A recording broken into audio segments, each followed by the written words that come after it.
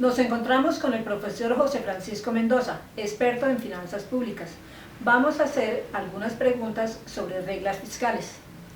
En los últimos años se viene hablando mucho en el país y en el resto del mundo sobre reglas fiscales. ¿En qué consiste este concepto?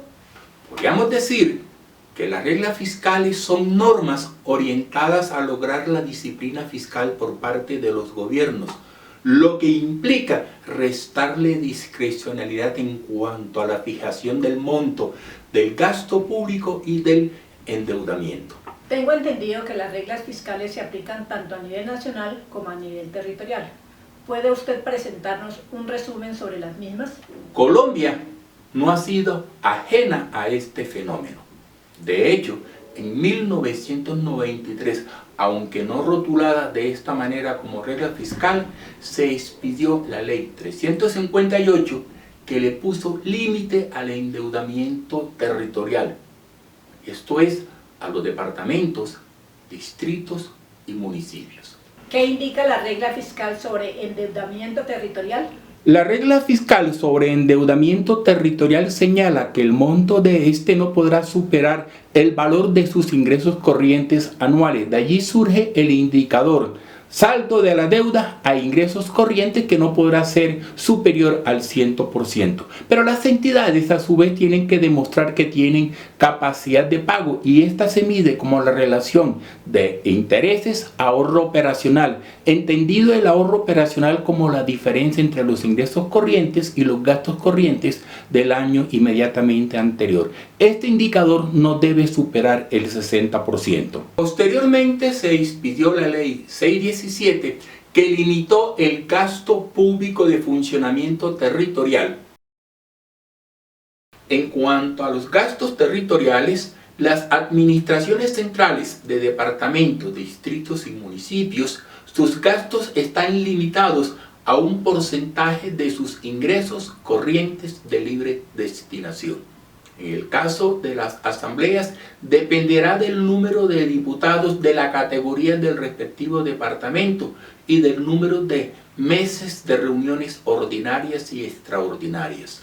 Los gastos máximos en funcionamiento para los consejos municipales y distritales está condicionado a la categoría del respectivo municipio, a los honorarios por sesión que reciba cada concejal, al número de sesiones ordinarias y extraordinarias, al número de concejales más el 1.5% de los ingresos corrientes de libre destinación de ese municipio o distrito.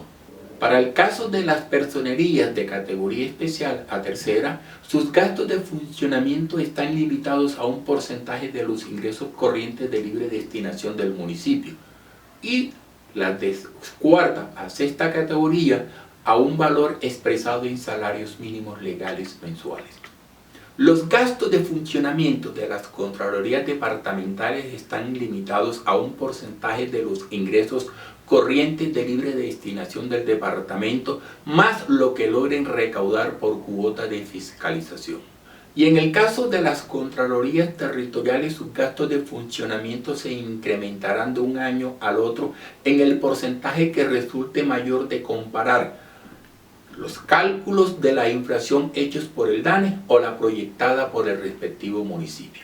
Más adelante se expidió la ley 819, que entre sus aspectos relevantes está la creación de un marco fiscal de mediano plazo que va a ser el marco de referencia que deben tener en cuenta tanto la nación como las entidades territoriales para la toma de decisiones fiscales.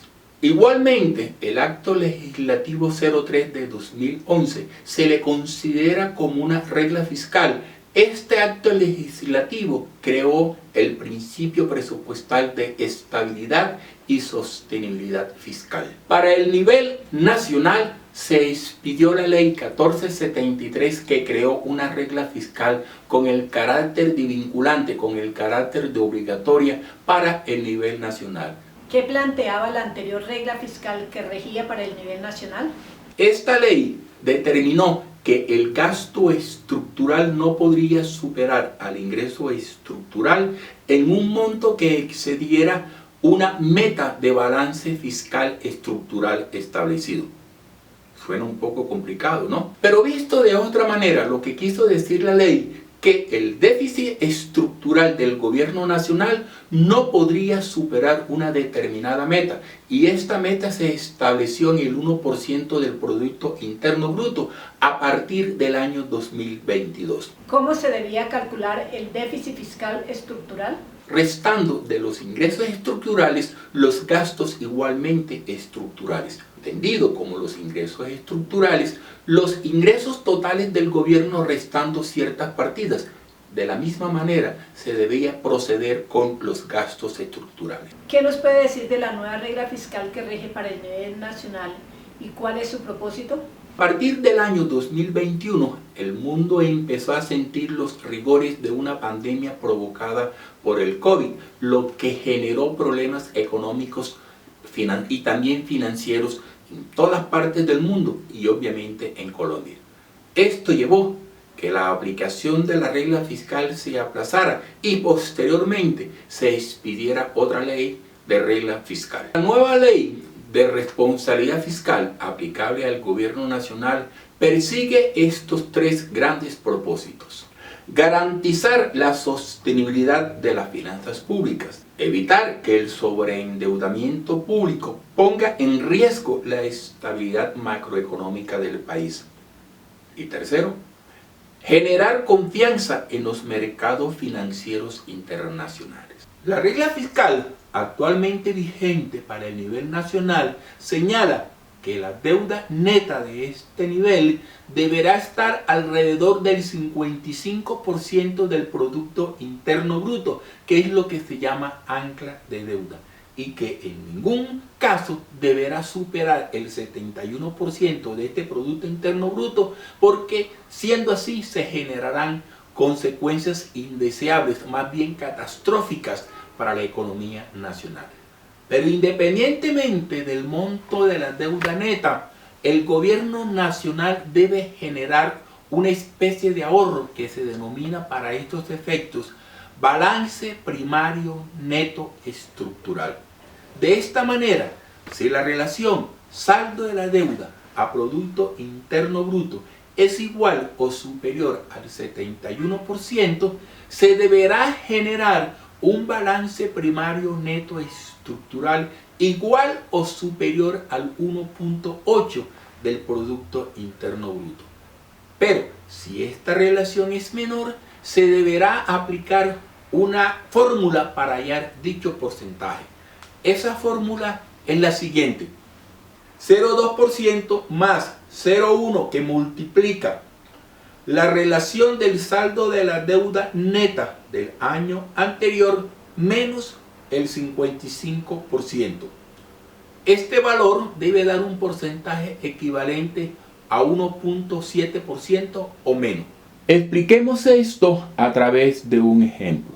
Supongamos que la deuda neta del año anterior de menos 1 en relación con el Producto Interno Bruto fue del 65%.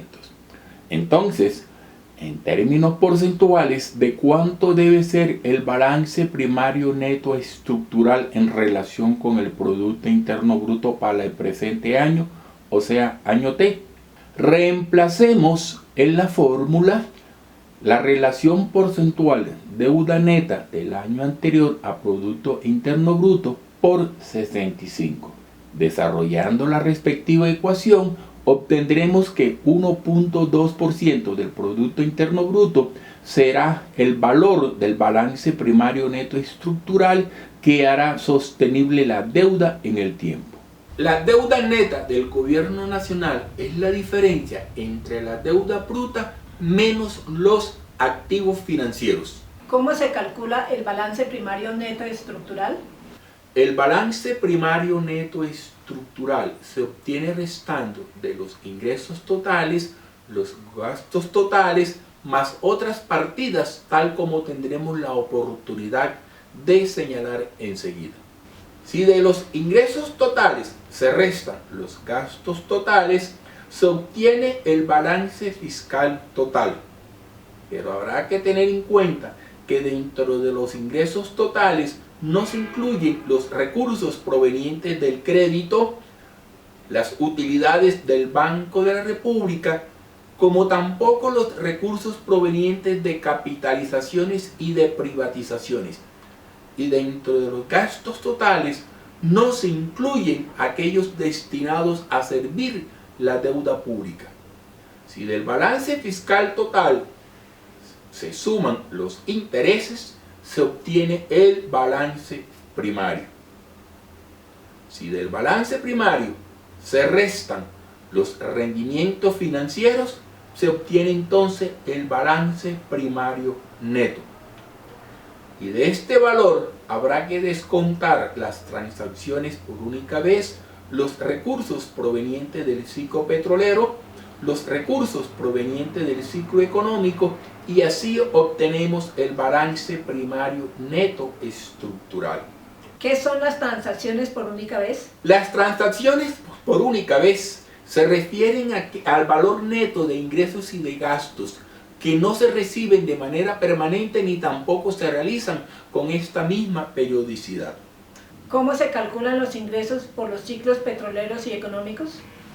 Los ingresos provenientes del ciclo petrolero se obtienen restando de los ingresos petroleros que se reciben en un año el promedio de los ingresos recibidos en los últimos 7 años. Y los ingresos provenientes del ciclo económico son aquellos ingresos que recibe el Estado en momentos en que la economía tiene un auge transitorio.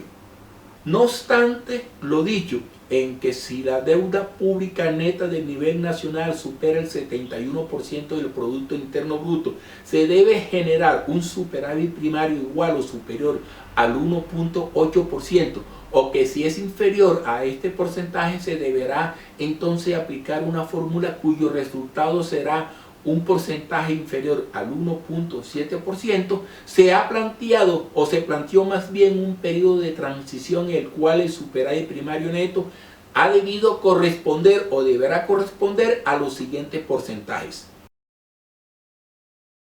La regla fiscal que hemos venido señalando se deberá reflejar en los siguientes instrumentos financieros: en el plan de inversiones del proyecto de ley del plan de desarrollo, en el marco de gasto de mediano plazo, en el plan financiero, en el plan operativo anual de inversiones y en el proyecto de ley de presupuesto general de la nación. ¿El incumplimiento de la regla fiscal nacional tiene alguna consecuencia disciplinaria?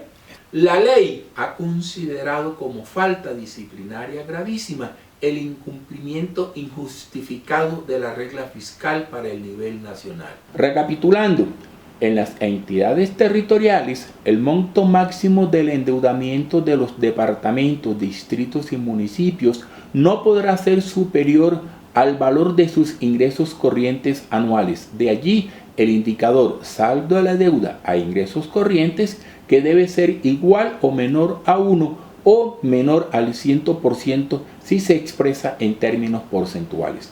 Paralelamente, no podrán destinar al pago de intereses más del 60% de su ahorro operacional, entendido como tal la diferencia entre los ingresos corrientes menos los gastos corrientes. De allí surge el indicador intereses sobre ingresos corrientes menos gastos corrientes, que deberá ser igual o menor a 0,6 o al 60% o menos si se expresa en términos porcentuales. En el caso del nivel nacional, el monto máximo de su endeudamiento no podrá superar el 71% del Producto Interno Bruto, porque se podrían generar severas consecuencias fiscales y macroeconómicas. Pero lo ideal es que este endeudamiento gravite alrededor del 55% del Producto Interno Bruto, que es lo que se ha llamado ancla de deuda. Y para garantizar el pago oportuno y la estabilidad de la deuda, se debe generar un monto mínimo de balance primario neto estructural como una proporción del Producto Interno Bruto. Muchísimas gracias.